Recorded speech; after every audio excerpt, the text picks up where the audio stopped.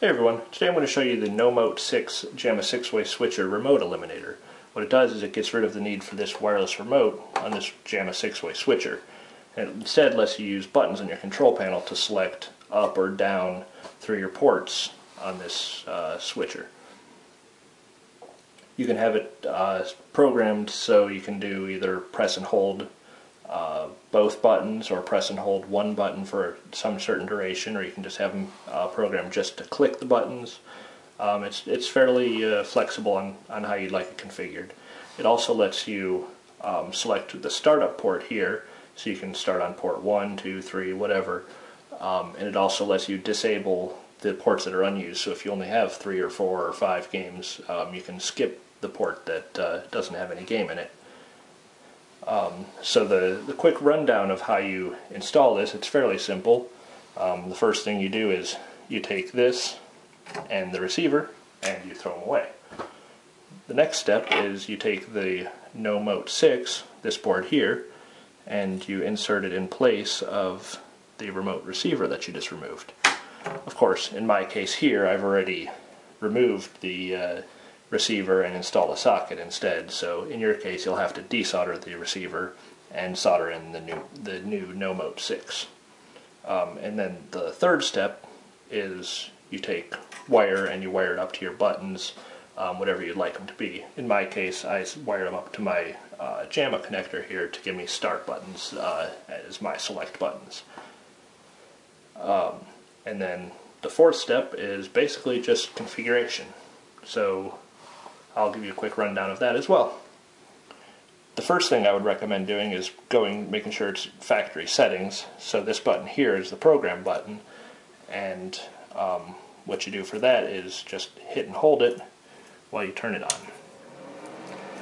And that'll reset to factory settings, which is starting up at port 1.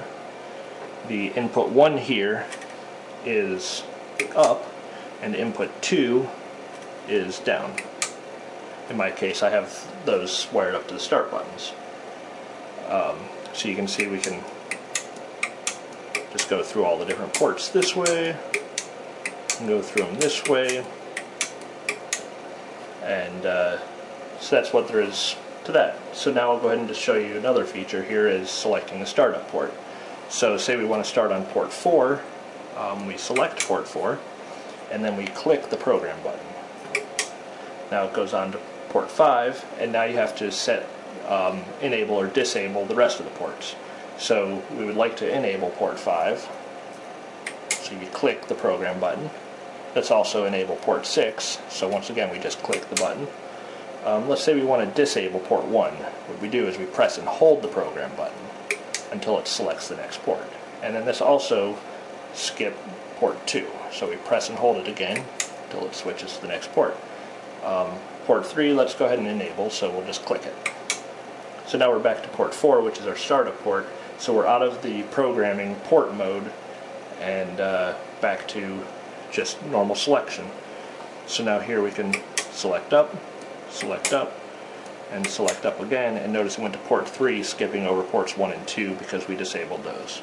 And going up again, we hit port 4. If we go backwards, we go to port 3, and notice it skipped 1 and 2 as well again, and went back to 6 because we disabled those ports. So now I'll go ahead and show you the startup port. So when we started up here, we got started up at port 4. So that works as expected, I guess. The other thing that we can do is set whether we want one button to be up, one button to be down, or whether you want to press both buttons to go up, or also we can set the hold duration, so you can have it so you have to hold the button for 1 second, 2 seconds, however long you'd like to hold the button for. So what we do for this is we press and hold the program button, continue holding it while we press the input buttons. So we can have it so we want both buttons held for approximately a second. So what we do is we then press both buttons and let them go, and then let go of the program button. So now it's programmed. You can see pressing one button no longer does anything. We have to press them both and then it continues on to the next one. And we can do that again. And let's say we want to program it to just one button. Press and hold this, and press the input 1 button for how long you wanted it held. And then it selected the next port. And notice that it no longer, just clicking it does nothing. So you have to click and hold it. And then also the other direction if you want. Click and hold back.